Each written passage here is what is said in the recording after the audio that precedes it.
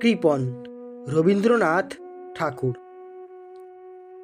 আমি ভিক্ষা করে ফিরিতেছিলাম গ্রামের পথে পথে, তুমি তখন চলেছিলে তোমার স্বর্ণরথে। অপূর্ব এক স্বপ্ন সম লাগিতেছিল চক্ষে মম, কি বিচিত্র শোভা তোমার, কি বিচিত্র সাজ। আমি মনে ভাবিতেছিলাম, এ কোন মহারাজ। আজি শুভক্ষণে রাত পোহালো, ভেবেছিলাম তবে আজ আমারে দাঁড়ে দাঁড়ে ফিরিতে নাহি হবে।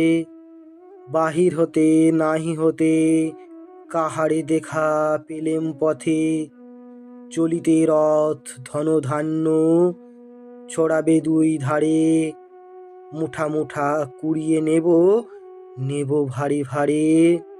দেখি সহসা রথ থেমে গেল আমার কাছে এসে, আমার মুখ পানে চেয়ে নামলে তুমি হেসে।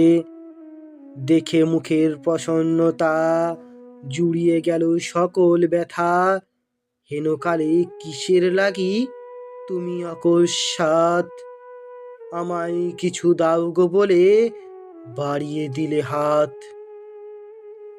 মরি, এ কি কথা রাজাধিরাজ, আমায় দাও গো কিছু, শুনে ক্ষণকালের তরে রইনু মাথা নিচু। তোমার কি বা অভাব আছে ভিখারি ভিক্ষুকের কাছে, এ কেবল কৌতুকের বশে আমায় প্রবঞ্চনা। ঝুলি হাতে দিলাম তুলে একটি ছোট্ট কোনা, যবে পাত্রখানি ঘরে এনে উজাড় করিয়ে কি ভিক্ষা মাঝে একটি ছোট সোনার কোনা দেখি। দিলেম যা রাজভিখারিরে, স্বর্ণ হয়ে এলো ফিরে।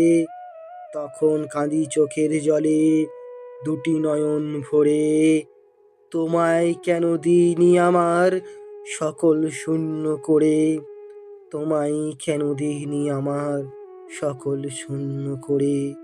তোমায় কেন দিইনি আমার সকল শূন্য করে।